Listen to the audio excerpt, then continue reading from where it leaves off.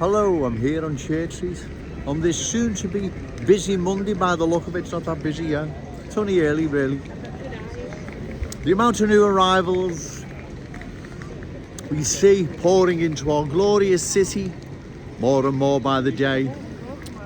You've got to ask yourself, where are they finding the money to accommodate, clothe, feed, school, medical care, and many other things we all take for granted?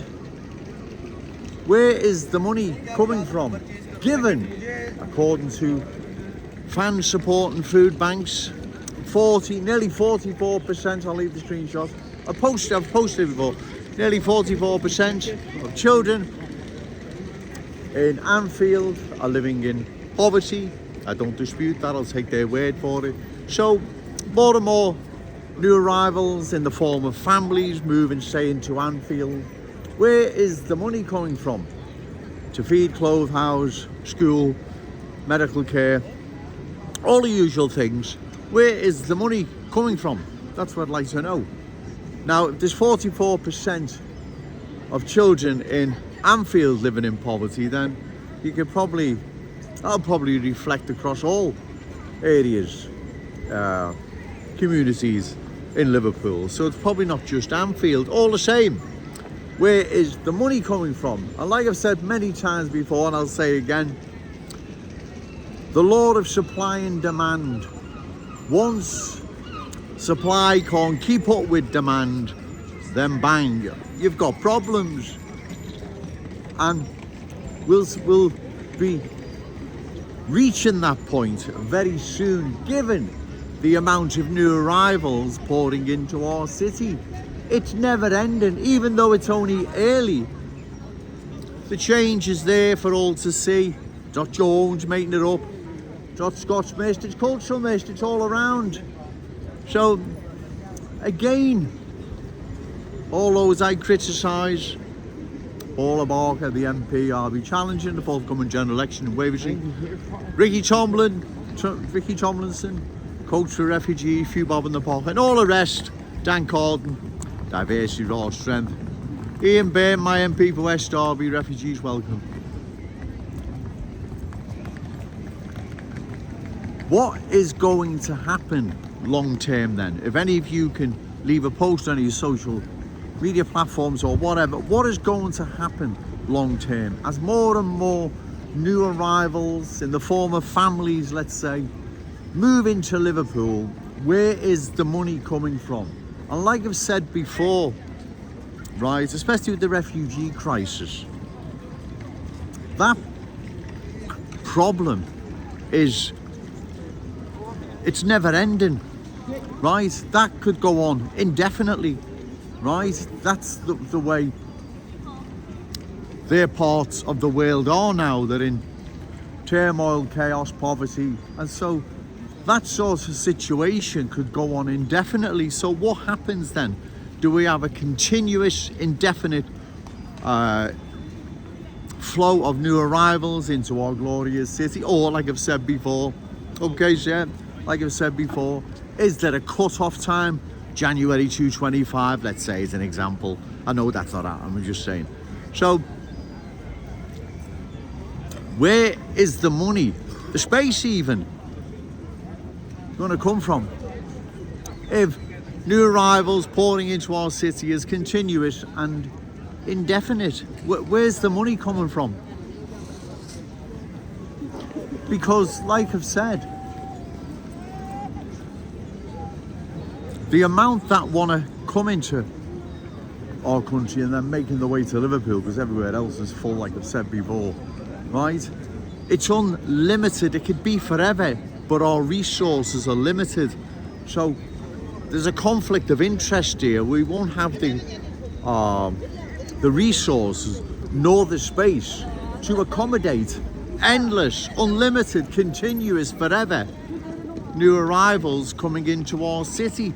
I think I've made my point there. So where's the money coming from? Those I criticise. Where's the space coming from? Where are all the places in schools for them? Right? Where's the places in schools for them? doctors, dentists, housing, employment. I mean, as I said, the list is endless. One could go on and on and on. So where is the money coming from? Where's the space coming from? You see, all you lot that are running away from it at the moment, you're putting your heads in a bucket of sand and you don't want to deal with the awful truth, right? You don't want to deal with the awful truth. The awful truth is too many new arrivals are coming into our city that are going to change forever our unique Scouse character, traditions and cultural identity. Then there's an economic side to this. Where is the money coming from? Where is the space coming from? It's endless. Yes, you lot either haven't thought of it, which I can't believe you're that dumb, right? Or you're just hoping that by the time you've kicked the ball that far ahead, whoever else, by the time they catch up with it, you're out of office and it's someone else's problem. That seems to be how it works, ladies and gentlemen.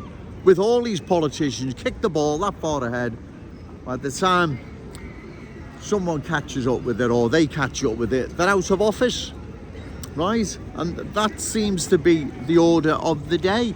Kick the ball that far ahead. By the time whoever catches up with it, those avoiding responsibility are out of office and it's someone else's problem. And this seems to have, what seems to have happened for decades really in the country, in the city, hasn't it? Kick the ball that far ahead and by the time you catch up with it, you're out of office, it's someone else's problem. So you're either, that's what you're banking on, you'll get your career out the way, or you're that dumb. I don't believe you are that dumb. You can't be that dumb. You, Ricky Tomlinson, coach for Refugees and put a few bob in the pocket, have you not thought of this, what is going to happen long term to our city, right? This can't go on indefinitely. It can't go on, it can't be continuous or indefinite. Otherwise, as I've said, where's the money and the space coming from? Well, exactly. And you're all running away from it. The only person dealing with it is yours truly, Joe Owens, here on Church Street in the heart of Liverpool city centre. What I talk about is real and present. It's not something I'm making up, right? Our city is changing. You can see it, right? Even on an early, and it's only early now, and you can see it already. Our city is changing. There is no ifs or buts about it. So what do you plan to do about this? Are you just going to ignore it? Kick the ball that far ahead, by the time you catch up with it, you're out of office, it's some other poor bugger's problem, and so on and so on. Or are you that dumb? Well, I can't believe you're that dumb. No one could be that dumb. Cheers, mate. No one could be that dumb, right? Not even you lot. So then there's some, you know, what's the word for it? Well, there's complicit willfulness in this, isn't there, if I've said that right? Right? You know that the city's going to be facing major problems, right, if this isn't addressed. Yeah, you're prepared to see your time out in office and pass the problem to someone else. Well, what sort of person is that, let alone a politician? Right? You're meant to have our best interests at heart, and you're not dealing with the awful truth. And the awful truth is this, right? We won't have the money, resources or space eventually, right?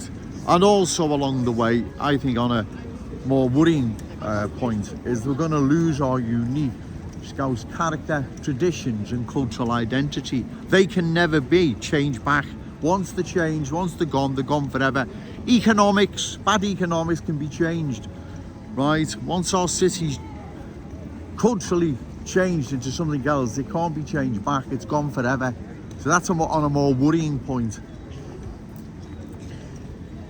But anyway, as I say, getting back to what I'm saying previously when I started the video, what is going to happen when there's no money, resources or space for the continual, indefinite amount of new arrivals coming into our city? What is going to happen? Who's going to have to deal with this problem, this big massive problem that is around the corner, if you ask me, right? Anyway, once again, remember, ladies and gentlemen, no to cultural change, yes to Scouse pride. Shout it out loud, Scouse and proud. Okay, thank you.